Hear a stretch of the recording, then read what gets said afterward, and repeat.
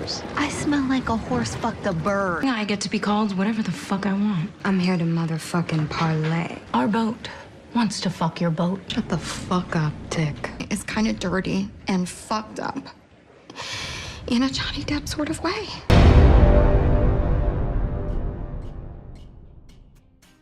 Welcome back to Watching Sundays, everybody. We are here back from a week of a break because Flip had the flu. Yeah, you know, the flu is a bitch, and if I still sound a little cloudy, that's because I am. I hope that everybody out there is staying healthy, but we are back. Yes. Episode 2 and 3 this time around. And in interest of saving time, we are going to flow through this as if it's one episode. We're going to discuss what happened in the real world and then what happened in Fillory. So to kick things off, obviously they're searching for clues on how to get magic back, right? They're chasing down Mayakovsky's batteries, and in the process, they go through an orgy. They find out that Mayakovsky was turned into a bear. Mm-hmm. Katie and Julia were chasing down a Godzilla or whatever. There's all dinosaur. Kinds of, it was a dinosaur. All kinds of magic is happening around town, and so they're trying to figure out where all of this is going down, because obviously it has to come from the battery because there's no magic. And so they find out it was actually Professor Lipson who was the one casting these spells all over town. And she's doing it for good, though, right? And then, you know, she was also trying to make people comfortable around each other, but it ended up turning out they were just going to have an orgy in the park. Orgy in the park. Yeah. Haven't had one of those in a really long time. Oh, yeah, you've gone through that. Not orgies in the park, but when I used to be in Philadelphia, there was these things called drum circles that was held by the art museum area, and it was just a bunch of people doing drugs, drinking, having a good time, and it would go for hours and hours, and it would just be artists, people, you know, having a good time, not necessarily having orgies, but that's the closest thing I can compare it to. Okay, well, I mean, they find out she has one of his batteries, right? And so as she's trying to, I guess, commit suicide because she's like mourning for the loss of magic, and she's taking it very hard, they actually break that battery that she had from the roof. Now, did Quentin save her? I think Quentin saved her, Yes, right? he grabbed her. And then that's how the battery just slipped off her hand. Yeah, that would be funny if he went for the battery instead of her, though. That would have been funny, but I don't think that's Quentin. Yeah, of course not. So they actually followed another lead back to Emily, which I think is Mayakovsky's wife now. She's married to a bear. Yeah, you know, in the previous season, you meet Emily, and she uses magic to kind of get over her love lost of Mayakovsky. And now they're back. They end up getting married. They go to this bar, and he turns into a bear. And she all actually hell breaks loose. Yeah, she actually has his other battery, which Katie steals. Right. In an attempt to save Penny. Katie and Julia are actually trying to summon a demon to save Penny from his advanced cancer. Now, before we get to that, Penny can still project and travel, even though magic is dead. We had one of our fans comment in the section below saying that they can still project and travel because their DNA is different. So I don't know what. So it's not a magical thing. It's a sort of kind of like how you're like a race ability, so to speak. Something like that, which makes it sound even better. It makes sense. In that time frame, though, Julia is approached by a mysterious entity through that bum, right? And it's saying you're missing all of the signs, Julia. We have to push you further along. And I'm kind of wondering who is talking to her. Is it a god? Is it, you know, the shade of her lost baby, like from my theory from before? That remains a mystery to me. I feel like there are other forces that are almost rooting for them to discover magic again. That could be it. That could be it. That's my theory, if it is a theory. So they summon Astaroth the demon. He performs his little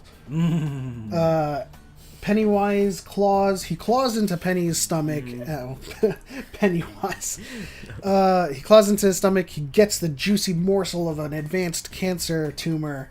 And I find that really fascinating that, yes, I will do this for you only because it's a freaking bonbon or something like this. Yeah, I'm wondering, historically, demons love to possess people, and they love to like wreak havoc or even create contracts for their souls. Or Right. that's more of like a devilish thing. I don't know, but it's interesting that the demon would help them. And I'm wondering what's more important to demons in this world. Is it like these cancer cells? Is it these tumors? Or is it someone who's actually dying, or someone who is willing to sell their soul? Well, I think it's safe to say that whatever we know or whatever we've been educated with, like, vampires and werewolves and all that You just stuff. gotta throw it out the window. Yeah, you just gotta throw it out the window. It seems like the demons are like these.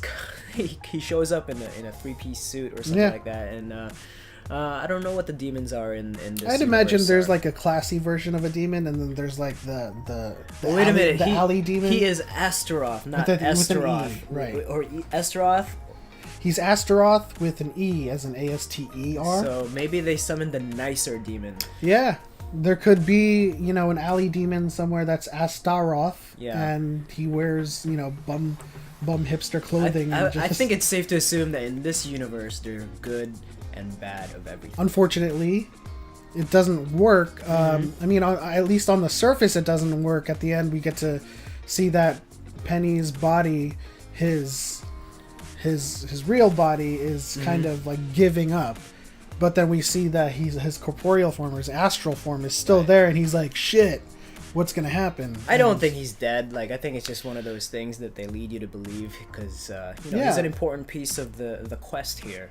Especially since that commenter said that he could astral project, Yeah. and he could travel because of his DNA. And if it's Right. not a magic thing, it has to come from his body, right? So his body has to be functioning somehow still Right. to astrally project. So thanks to AB for pointing that out. That's a huge help when it comes to figuring out the ins and outs of the magicians. We still don't know everything Right. about this universe. So moving on to Fillory, we get to start the quest that they first discovered in episode 1. Elliot embarks on this journey to After Island on his Deer class boat Monchak, and I find it funny and reassuring that Six from Dark Matter landed on his feet after the cancellation of the show. So Who's Six? So he's actually the commander of the boat that you see, Griffith Jones. Okay. And he was 6 on the show, and then that show got canceled. And look, he's the commander in the Magicians. So I'm glad for you, man. So they arrive on After Island. Father Poe is his protector from this shadow bat, and his daughter, High King Elliot's daughter, who's undergone fairy magic's accelerated growth, Frey. Right. She says, hey, his wounds don't align with the wounds that Shadow Bat inflicts. Right. It's And so- serrated. It seems like it was cut from a blade. Yeah. And it just seems like classic, dictator fantasy world kind of trick, right? He uses the key. Well, he uses his power to scare the communty so that it elevates him as the one true leader, The of protector an of area, the society. protector of the realm. But in reality, it's him that's actually causing all of the strife from the people, and Yeah. and And he had the key that Elliot needed, and so he exposed Father Poe and was able to get the key. And then the quest text in the quest log filled out for chapter 2, which says that the quest was progressed further. And then Father Poe was subjected to a community stabbing, which I thought was gritty and dark. I thought it was. I thought he deserved it. Who knows how long he has exacted Yeah, and that how kind many of how many rule. people he's killed, And how many people, husbands how many and husbands wives. and wives, how many daughters and sons. But I was really excited for the scene because it felt like it was this big moment, the first part of the quest. You have to like Lord of the Rings, where Gandalf is facing off that big.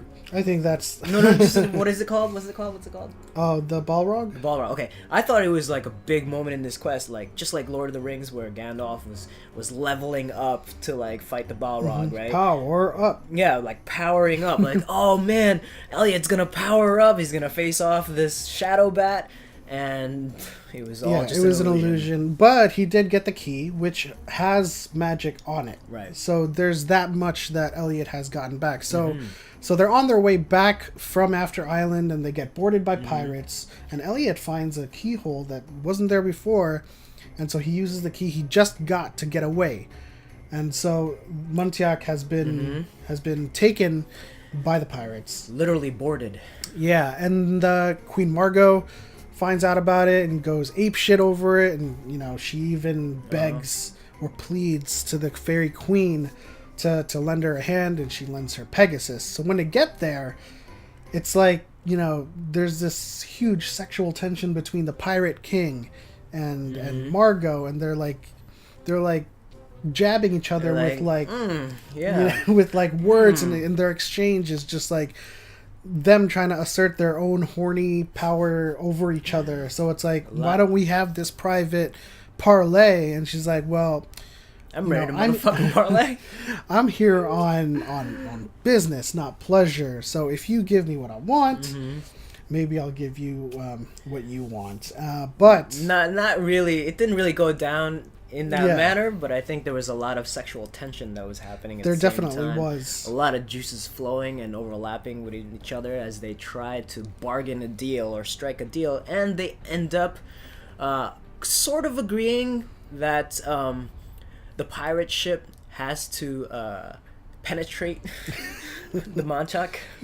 Yeah, so the Pirate King basically wants money, and since both of their boats are Deer-class vessels, which means they have feelings and biological urges, the Sika, the pirate's ship, scented Montiac and now wants to have sex with it. Yep. I have no idea how that happens with two magical ships. I mean, there's boat terminology included in that somewhere. Yeah, I don't know. Maybe the stern goes into the aft, and then. But in any case, Margot actually, in a very humane, very gesture, queen-like. Yeah, Very she queen-like. goes up to Montiac and she's like, "How do you feel? This is what needs to be done, but I'm going to ask for your feelings on the matter." And then the fairy queen sees this and decides to intervene and just slaughters all of the pirates. Is like, "Hey, I was moved by your gesture, so I decided to wrap things up here." Yeah, And I thought this would be a good moment for Margot to kind of get in a little bit more, get in on a good side of the fairy queen a little bit more, but no, she ends up fucking that up. yeah, she got really punished easy. for it. She even put this weird ass song in one of her servants' ears, forever to remain there in his head. What would be the one song that you would hate to be stuck in your head? Friday, Friday, it's Friday. It's Friday, Friday, gotta get down on Friday. But in any case, Margot destroys her eyes, so she can't get spied on anymore. But still, the thing, It's really not the only thing that she has that she can use to spy over. yeah, but like, you know, we thought that the relationship between the two would be elevated with her gesture towards Montiac, but it's still back to square one because she stole her eye and then she destroyed her eye. She can't get over the quest bitching, The bitch questing bitch face. the questing bitch face mode, and I love her questing bitch face mode. she crushes it. Yeah. Can't be fixed anymore. Well, that's Well, she has one eye now. we don't There's know no that hope. yet. There's no hope of restoration for that. When magic is restored, I'm sure there's a spell for it. Yeah, I guess so. I mean, but we have an example of that from season 1 where the teacher loses his eyes and he can't see anymore. Big significant difference with having magic in the real world and having magic in Fillory. Yeah. And the last thing that happened in the real world, switching back, was the Lamprey decided to attack when Alice was with her parents. And so they go through this like dinner theater clue or dinner party clue-esque thing. Who's the Lamprey inside? Right. First, it's inside, you know, her mother's friend Carol. Yeah. She electrocutes her. It's inside Quentin, and then it leaves Quentin when they start putting together this electrocution weapon. And then all this shit happens, right? Her mother and Alice get into a fight, and her mother tries to seduce Quentin. Electrocutes her mother, and then Quentin electrocutes himself to prove that he's not the Lamprey, and it ends up being Alice's father. And so the Lamprey finally confronts Alice, but inevitably Alice has to kill the Lamprey and torches it with electricity. Yeah, prod. that whole scene right there just got me thinking of all types of anime when the Lamprey decides to show itself coming out of Alice's dad's mouth. And there's one anime that I can't get out of my head, and that's called Doom Megalopolis. It's a really old anime. Do you remember geez. watching that? Yes. Doom Megalopolis. If you are into anime, go check that movie out. It is a creepy type of apocalyptic type It's of very anime. It's adult very as dark, well. very adult. I would say it's NC-17. But the Lamprey, when it comes out of what's his name? Daniel, it's uncanny 1-to-1 with I don't remember. the demon parts that are in this anime. But she ends up electrocuting the Lamprey. It seems like she's off the hook. That all the things that she's done as a she Niffin. did say that she did a lot of bad things to a lot of people as a Niffin. But in this case specifically, she killed that Lamprey's whole family, tortured them for information. Yeah. We still don't know much about that front. But that seems to be the only Lamprey, or the only entity that at least like caught wind of her location. Yeah. All right. So we've got episode 2 and episode 3. Let's go straight to the magic meter. I'm just gonna give you a mean of both. Okay, go. 3.5. Episode 2 was pretty fun. There was a lot of magic involved, and there was a lot of running around, and it was just like very lighthearted in nature, and Elliot just figuring out the scheme behind Father Poe was really, really fun. And I gave that episode a 4, and I'll give this episode a 3 because the whole deal with Q and Alice, I'm like over it, because So am I. That's what's so depressing about it. Okay, what's interesting is the Lamprey chasing Alice and what she did as a Niffin. What I'm over is Q and Alice, and Q is just like Brooding freaking self. Forgive me. Yeah, he's kind like, of- and she has to constantly say, "I'm not mad at you, Q. I'm just not that girl anymore." And Well, Q's I'm like, really tired "I'm just of that. trying to help." I'm really getting tired of that exchange altogether. It was like, Alice, I'm sorry. I love you. I just want to help you. And Alice is like, I get it, Q. You just, who cares? Stop saying you're sorry. Blah blah blah. I'm not that same person anymore. So And I mean, Q is like, yeah, but I just want to help you. You know. so without So tired of that without whole thing. that stuff, I would have given, or without the Fillory stuff with Queen Margot and the Fairy Queen and the Pirate Queen, or the Pirate King, I would have given the episode a 2. But Margot always saves the episode in some way for me, so I gave that episode a 3. So with a 4 and a 3, it's a 3.5 for me. Okay, well, I'm gonna go with a 2.5. You're absolutely right. The whole Fillory side of things with Elliot and Margot, it's more uplifting, it's more bright, and the attitude just changes the tone. It sets it apart from everything that's happening in the real world, where I just cannot get over the fact of Q and Alice's like exchanges together. It's just really depressing. It's really sad. Just get over it already. I don't want Penny's cancer stuff is depressing too. Yeah, that's depressing as well. With the exception of the demon that they summoned, who Yeah. actually had a little bit of humor and energy with the way the exchanges happened there. But I'm gonna give it a 2.5. So I guess we'll go straight to 3. Okay. Alright, so our magic meter for episode 2 and 3 is going to come down to a solid 3. Let us know in the comment section below what you guys thought of these 2 episodes and what you think is going to happen in the future with the series. And if you are new to our channel, don't forget to leave a like and subscribe for more videos. Hit the bell notification for more, and we'll speak to you guys next week.